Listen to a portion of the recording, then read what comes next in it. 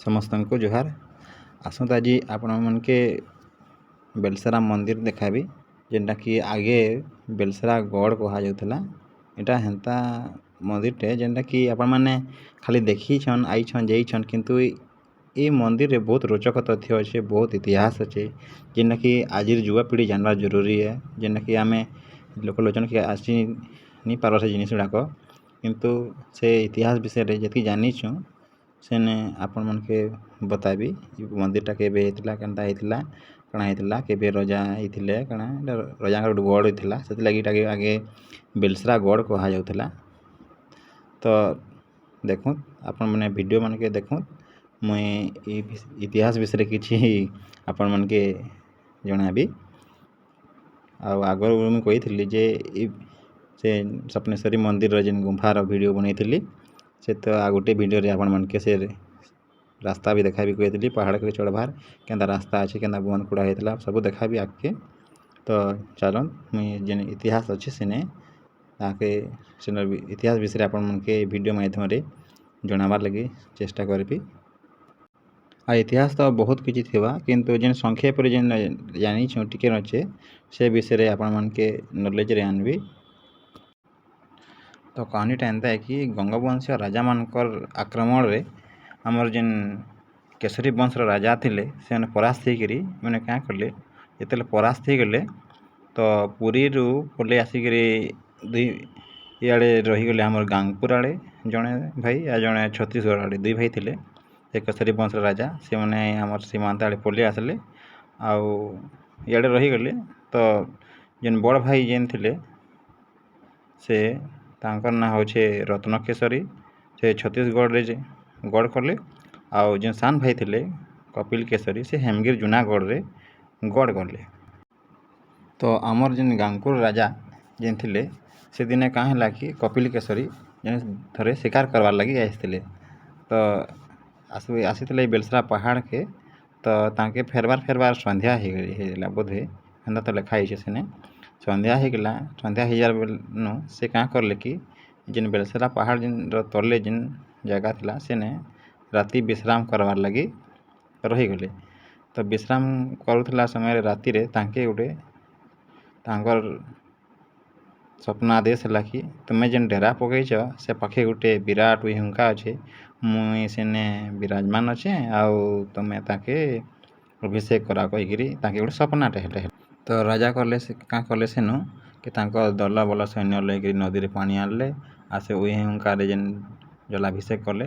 ଜଲାଭିଷେକ କଲା ପରେ ସେନେ ଯେନ୍ ଲିଙ୍ଗ ରୂପରେ ଭଗବାନ ଆବିର୍ଭାବ ହେଲେ ଶିବ, ତାଙ୍କର ତାପରେ ଆବିର୍ଭାବ ହେଲା ପରେ ପୂଜା ଅର୍ଚ୍ଚନା କଲେ। ଆଉ ସେଇଦିନ ରାତି ହିଁ ଯେନ୍ଟା ସେନେ ଲେଖା ହେଇଛେ, ସେ ରାତି ହିଁ ସେନେ କାଁ କଲେ ଦେବତାମାନେ ଆଇକିରି ସେ ମାଙ୍କଡ଼ା ପଥରର ଯେନ୍ ମନ୍ଦିର ତିଆରି କରିଦେଲେ। ରାତି 7ଟା କି 72ଟା ଲେଖା ହେଇଛେ ସେନେ, କିଛି ଲୋକ 7ଟା କହୁଥିଲେ ସେନର ଲୋକ, କିନ୍ତୁ 72ଟା ଲେଖା ହେଇଛେ। 72ଟା ପୋଖରୀ ସେନେ ଖୋଲିଦେଲେ, ଆଉ ସେଇଟା ଦେବତାମାନେ ଆଇକିରି। ତ ଏଇଟା ଦେଖିକି ରାଜା ବହୁତ ଖୁସି ହେଇଗଲେ, ଆଉ ସେଦିନୁ ସେ ବେଲସରାକେ ନିଜର ଗଡ଼ ଭାବରେ ତିଆରି କରବାର୍ ଲାଗି ସେ ଦିନଠୁ ସପନେଶ୍ୱର ବାବା ମନ୍ଦିର ନାମରେ ସେ ପୂଜା ଅର୍ଚ୍ଚନା କରି ଆସୁଥିଲେ। ଆଉ ମନ୍ଦିର ଉତ୍ତର ଆଡ଼େ ଆପଣ ସିଆଡ଼େ ଯେନ୍ ପାହାଡ଼ ଅଛେ, ସିଆଡ଼େ ସେ ତାଙ୍କର ରାଜପ୍ରସାଦ ବନେଇଥିଲେ।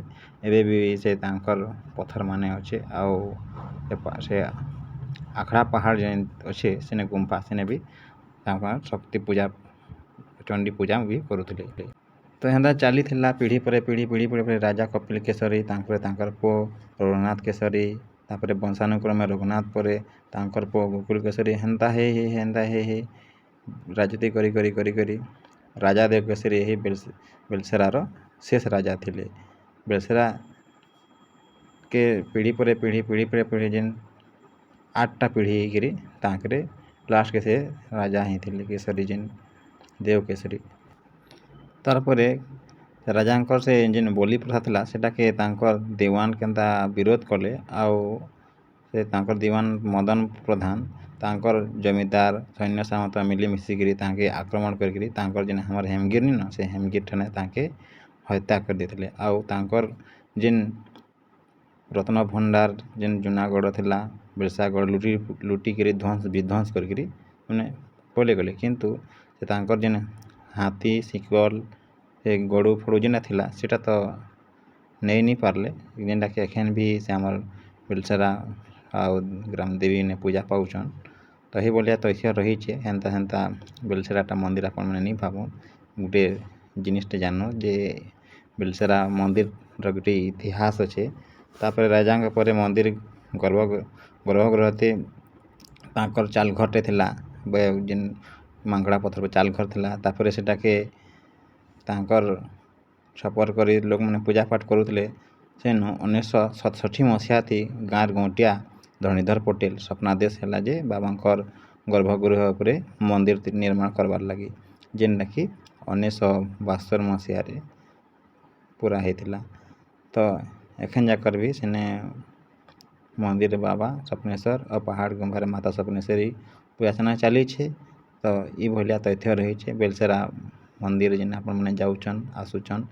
ତ ଦେଖୁନ୍ କେତେ ବଢ଼ିଆ ରୋଚକ ତଥ୍ୟ ରହିଛେ। ହେନ୍ତା ବେଲସା ମନ୍ଦିର ନୁହେଁ। ତ ଏ ଦେଖୁନ୍ ଏଇଟା ସେ ସ୍ୱପ୍ନେଶ୍ୱରୀ ଦେବୀ ଗୁମ୍ଫାର ଯିବା ରାସ୍ତାଟେ ଏଇଟା, କେନ୍ତା ପାହାଚ ପରେ ପାହାଚ ଅଛେ। ତାପରେ ତଲ୍କେ ଉତରଲା ବେଲ୍କେ ଆପଣମାନକେ ଦେଖେଇଦେବି ଯେ ସେ ବନ୍ଦ ମାନେ କେନ୍ତା, ଏବେ ତ 3ଟା କି 4ଟା ବନ୍ଦ ଅଛେ। ସବୁ ବନ୍ଦ ମାନେ ପାଟି ପୁଟା କରି ହେଇଗଲାନ। ମୁଇଁ ବନ୍ଦ ଆଡ଼େ ବି ଯାଇଥିଲି, ଭିଡ଼ିଓଟେ କରିଥିଲି, ଦେଖିଦେବି ଆପଣମାନକେ ସେ ବନ୍ଦ ମାନେ। ତ ଭାବୁନ୍ ହେନ୍ତା ସେନ୍ତା ମନ୍ଦିର ନୁ ହେ ଆମର୍ ବେଲସରା ମନ୍ଦିରଟା ବହୁତ କିଛି ଇତିହାସ ଅଛେ, ବହୁତ କିଛି ତଥ୍ୟ ଅଛେ, ଯେନ୍ଟାକି ଆମର୍ ଯୁବପିଢ଼ି ଜାନି ନି ପାରବାର୍। କିନ୍ତୁ ଆମର ଗୋଟେ ଛୋଟିଆ ଉଦ୍ଦେଶ୍ୟ କି ଯୁବପିଢ଼ି ଆମର ଲୋକଲୋଚନ କି ଆମର ଅଞ୍ଚଳରେ ଗୋଟେ ଜିନିଷଟେ ଅଛେ ଜାନୁ, ତାର ପ୍ରଚାର ପ୍ରସାର ହଉ, ସମସ୍ତେ ଜାଣୁ, ଲୋକଲୋଚନକେ ଆସୁ। ଏଟା ତ ଆମେ ସବୁବେଳେ ଚେଷ୍ଟା କରିଥିମା। ବେଲସରା ଗଲେ ଆଉ ଘାଏ ଦେଖି ପକାବେ ଜିନିଷ ଗୁଡ଼ାକ ମୁଇଁ କହିଛେଁ। ତାଙ୍କର ଗ୍ରାମଦେବୀ ଦେଖେଇଛେଁ ଭିଡ଼ିଓରେ, କେନେ ପୂଜା ପାଉଛନ୍ ସେଟା ଦେଖେଇଥେଁ। ସେଟା ଆପଣମାନେ ଦେଖିଥିବେ, ଗ୍ରାମଦେବୀ ଲେଖା ହେଇଛେ ସେନେ। ଏଟା ଉତରଲା ବେଲ୍କେ ସେନୁ ସେ ବନାରେ ଦେଖାବି ଆପଣମାନେ ଦେଖୁନ୍। ଏଟା ସେ ଉତରି ସାରିଲା ପରେ ବନ୍ଦଟା ଦେଖୁନ୍, ଏଇଟା ସେ ବନ୍ଦ ମାନେ। ତ ଆଜିର ଭିଡ଼ିଓ କେନ୍ତା ଲାଗ୍ଲା ଆପଣମାନେ କମେଣ୍ଟ ସେକ୍ସନ୍ରେ କହିବେ। ଆଉ ଆମର ବେଲସରା ଗଡ଼ର ଇତିହାସ ବିଷୟରେ ଜାଣିପାରିଲେ, କିଛିଟା ରୋଚକ ତଥ୍ୟ କେନ୍ତା ଥିଲା ଜାଣିପାରିଲେ, ତ କମେଣ୍ଟ ସେକ୍ସନ୍ରେ କହିବେ ଜାଣିକି କେନ୍ତା ଲାଗ୍ଲା। ଆଉ ହେନ୍ତା ନୂଆ ନୂଆ ତଥ୍ୟ, ନୂଆ ନୂଆ ଅଞ୍ଚଳ, ଆମର ଅଞ୍ଚଳ ଲୋକଲୋଚନକେ ଆନବାର୍ ଲାଗି ଆମେ ଚାହିଁମୁ। ଆଉ ସାଥ ଦେବେ। ଆଉ ଆମର୍ ଭିଡ଼ିଓ କେନ୍ତା ଲାଗୁଛେ ଜାନବାର୍ ଲାଗି ଚାହୁଁଛୁ ଆମେ କମେଣ୍ଟ ସେକ୍ସନ୍ରେ ଜଣାବେ। ତ ରହିଲି, ଧନ୍ୟବାଦ। ଦେଖୁନ୍ ଏଟା ସେ ବନ୍ଦ ମାନେ। ଜୁହାର।